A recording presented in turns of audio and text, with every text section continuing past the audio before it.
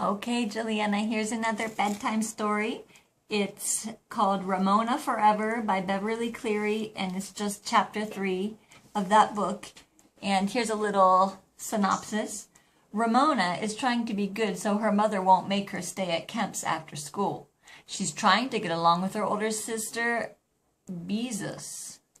But Beezus won't let her go out and play with her friend Howie, who just got a new unicycle.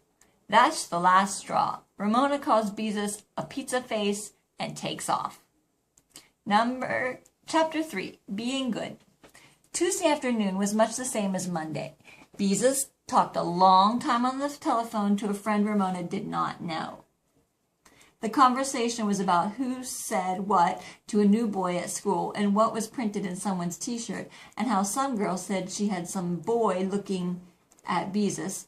She had seen some boy looking at Beezus because Beezus said, "Do you think he really looked at me?" and on and on. When the conversation was uninteresting to Ramona finally ended, Beezus went into the bathroom and scrubbed her face with medicated soap. "What good girls we have," said Miss Quimby when she returned from work with her waistline no larger than it had been the day before. However, she did look tired, and on the way home she had bought a pizza for dinner. Since pizzas were an extravagance at the Quimby household, this meant she did not feel like cooking dinner. By Wednesday, Ramona began to dread being good because being good was boring, so she was happy to see Howie coming down the street, wheeling his bicycle with his unicycle balanced across the seat and handlebars. She was even happier when he laid both on her driveway. Ramona met him at the door. "Come on out, Ramona," said Howie. "Uncle Hobart helped me to learn to ride my unicycle, so now you can ride my bicycle." Ramona's wish had come true. "Hey, Beezus," she shouted, "I'm going out to ride Howie's bike." "You're supposed to ask first," said Beezus. "You can't go out unless I say so." Ramona felt that Beezus was showing off in front of Howie. "How come you're so bossy all of a sudden?" she demanded. "Mom and Dad left me in charge, and you have to mind," answered Beezus. "And you talk the way you and Mary Jane used to talk when you played house and made me the baby. Well, I'm not the baby now." Ramona grew more determined and contrary. "Mom always let me go outside and play with Howie." "Just the same, if you get hurt, I'm responsible," said Beezus. Turning the page. "You're just being mean," said Ramona. "So long, pizza face." Just before she slammed the door, she was horrified to see Beezus's face crimple as if she was about to burst into tears. Howie cried out, "Ramona, look at me." Ramona watched Howie mount his unicycle and ride it to the corner and back. But why? But as she watched, she felt puzzled and uncomfortable. She had made Beezus unhappy, but why? She did not understand. She had called Beezus Pie Face many times without upsetting her. So what's the difference about Pizza Face? She happened to think of it because she had eaten pizza the night before, and the pizza was sort of a pie. "Good work, Howie," Ramona said when he had ridden to the corner and back the second time.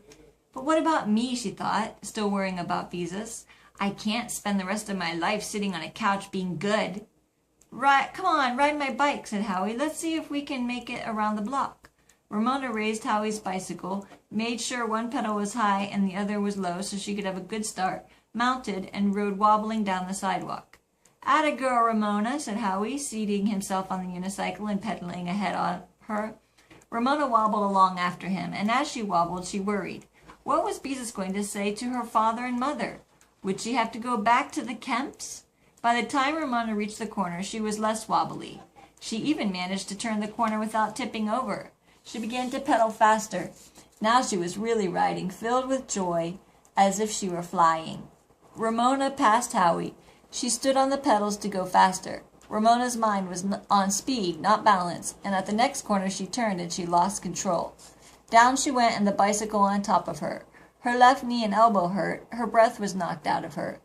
Howie dropped his unicycle and came running to lift his bicycle from Ramona. "You okay?" he asked. Ramona rose stiffly to her feet. "I don't think anything's broken," she said, struggling not to cry. Blood was running down her scraped elbow and soaked the knee of her jeans. Limping, she wheeled the bicycle, and Howie wheeled his unicycle as far as the driveway. "Come back again, Howie," said Ramona. "I love to ride your bicycle, even if I did take a spill." "Sure, Ramona," agreed Howie. "You better go mop up all that blood." When Ramona went back to the back door, when Ramona went to the back door so she wouldn't bleed on the living room carpet, she had to knock because the door was locked. When Beezus opened, she ignored her sister's dripping blood and returned to her room without speaking. Ramona limped to the bathroom. Maybe she could make Beezus speak if she let her know that she had been right, that Ramona had hurt herself when she disobeyed. She said in the most pitiful voice, "Beezus, I had a bad fall. Come and help me." "I don't care, you hateful little creep," was her sister's answer. "Serves you right. I'm not speaking to you anymore. It's not my fault my face is all red and blotchy like a pizza." When Ramona what Ramona heard left her speechless, ashamed, and angry. She had hurt her sister's feelings accidentally. Beezus had hurt hers on purpose, and she didn't even care that Ramona was dripping blood. She was probably glad. Bossy old Beezus. Ramona washed her own knee and elbow, sprayed them with disinfectant, plastered them with Band-Aids, and changed into clean jeans and a long-sleeved blouse to hide her wounds. Then she lifted Picky to the couch, sat down beside him to read and be good Ramona again. Ramona, however, found she could not read. She felt so terrible, even though she was angry about hurting her sister's feelings in a way she had not intended. The girls often called one another names. Beezus called Ramona Dribblepus when her ice cream melted from a cone and trickled down her chin, but they never really used unkind names. Now Beezus called her a hateful little creep, and she meant it. And what if Beezus told her mother and father they had quarreled? Then it would be back to the Kemps for the Ramona. Good girl, that she was, Ramona decided, and set the table. She heard Beezus go into the bathroom and wash her face before coming into the kitchen. Picky managed to get down from the couch and follow her, in case she decided to feed him. I guess Picky is a cat. I don't know. Beezus scrubbed 4 potatoes and put them in the oven to bake. Then she picked up the cat, hugged and petted him. "Nice Picky," she said so Ramona could hear. This, of course, meant that Ramona was not nice. However, when their parents came home, Beezus acted as if nothing had happened, and so did Ramona. Except they both talked to their mother and father, not to one another. Ramona thought maybe the white uniform her mother wore to work in the doctor's office looked tighter at the waist. Perhaps it had shrunk, or last night's pizza had been fattening, or maybe Beezus was right. She was going to have a baby. As the family was about to sit down to dinner, the phone rang, and since Mrs. Quimby happened to be standing near it, she answered. "Oh, I'm fine," she said. Ramona wanted to look at Beezus. However, they were not only not speaking, they were not looking. She listened intently to her mother's side of the telephone conversation. Mrs. Quimby was smiling. Yes, of course. I think it's a great idea. No, it doesn't hurt to try. So go ahead. Sounds like fun. Let me know how it turns out. What sounds like fun? Demanded Ramona and Beezus at the same time. "Oh, something," said Mrs. Quimby airily and winked at her husband. "I can't remember exactly what." "You winked at Dad," Ramona accused her mother, as if winking were somehow wicked. "Mom, you're fibbing," cried Beezus in exasperation. "You can too, remember." It isn't nice to talk about things in front of people and not tell them that what you're talking about. Ramona suffered from curiosity as much as Beezus. "Who called?" asked Mr. Quimby. "Ha!" thought Ramona. "Now we've got her. She won't fib to Dad." "Howie's mother," said Mrs. Quimby. "She needed some information." "Oh," was it all the girl's father had to say. "Is it about the birthday party?" asked Ramona, because her mother had mentioned fun. "Never mind, Ramona," said her mother. "Just eat your dinner." "Well, is it?" persisted Ramona. "No, it isn't a birthday party," said Mrs. Quimby, "and it doesn't concern you." Ramona hoped her mother was still fibbing. She wanted fun to concern herself.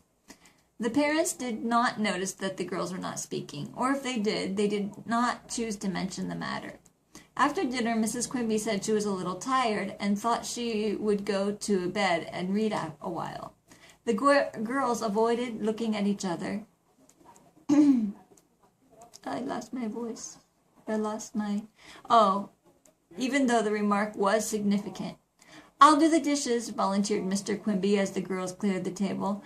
Then I'll work on my lesson plan for tomorrow's practice teaching. He lowered his voice. And I want to make one thing clear to you girls.